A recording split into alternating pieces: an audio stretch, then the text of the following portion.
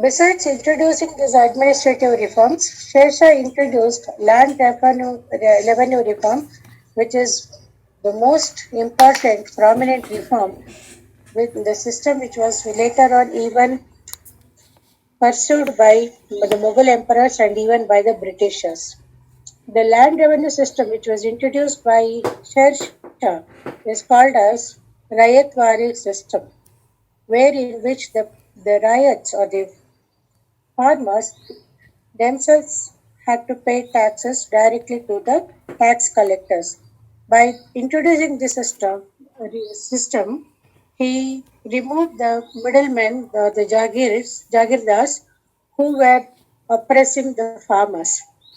The land revenue system in detail is chronicled, narrated by Abul Fazl in his book called Tariq-e-Firoz Shahi.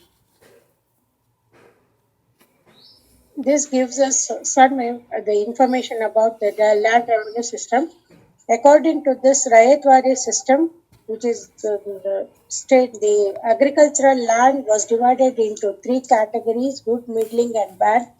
And depending on the fertility of the soil, roughly on an average, one third of the produce was collected as the taxes.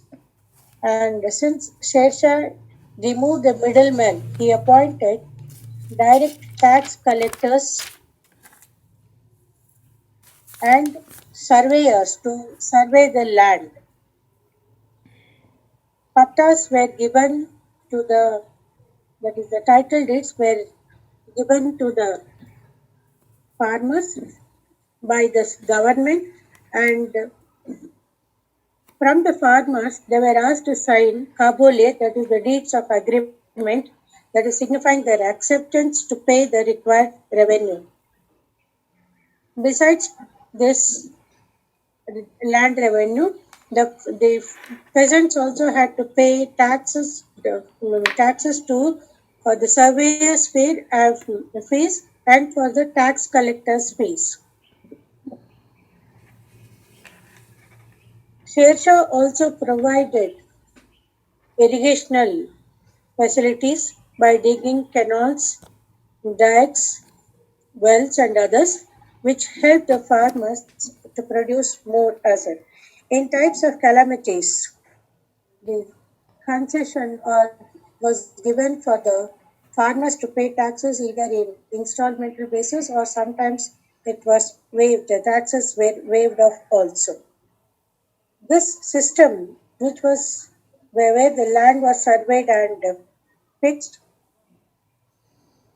the taxes was continued for it was fixed for a period of 3 years, and during the time of Akbar it was fixed for 10 years, and also by the Britishers, which is called as a permanent settlement. So Sher Shah was his statesmanship or far-sightedness can be known by this land revenue system, where he worked in the interest welfare of the farmers. Besides the land revenue system, Sher Shah also strengthened the judiciary system, and he introduced the police system, where local officers have had to take charge of the police department, policing in their respective areas. Sher Shah also strengthened the trade and commerce, where he removed all the middle taxes, and only taxes were collected twice: when it was manufactured or when it entered into India in the country, or secondly when it was being sold to the customer directly. And to have a uniformity, Sher Shah introduced a new coin called coin called Dam, which was introduced uniformly throughout his empire. He also the coin which was introduced by silver coin introduced by Sher Shah, which is called as rupee, had its value throughout the country. Sher Shah also, to improve trade and commerce, he laid roads One of the prominent roads which were laid by Sher Shah was the four roads, that is from Agra to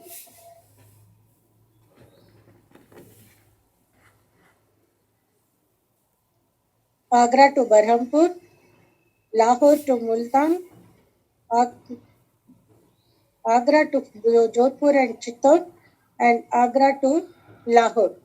So these roads, which were laid by Sher Shah, helped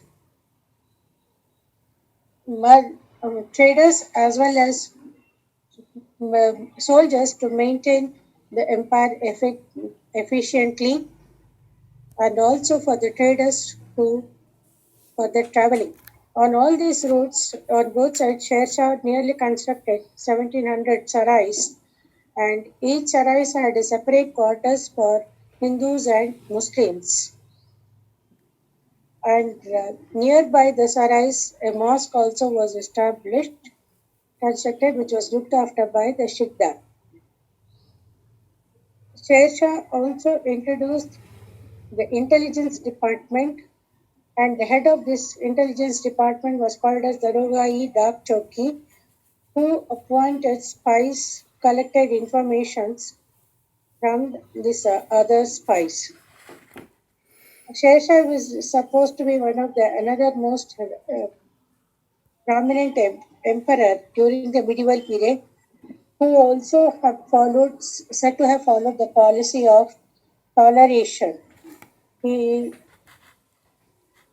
some scholars of the opinion that it was Sher Shah who had appointed Todarmal, but other scholars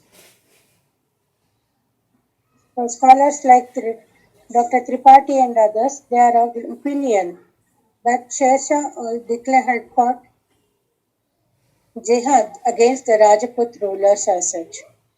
So yet it has to be, we cannot be authentic on this. This Sher Shah was also a good builder. He built the Purana Killa at Delhi, and the fort at Rohtasgarh. Another prominent feature of Sher Shah's architecture is the tomb which he built for himself at Sasaram, which laid the foundation for almost the Mughal architecture. So Sher Shah is considered to be a pioneer in who introduced drastic reforms, benevolent reforms in the interest of the people and farmers especially. So he can be rightly called as a forerunner of the Mughal Emperor Akbar. Thank you.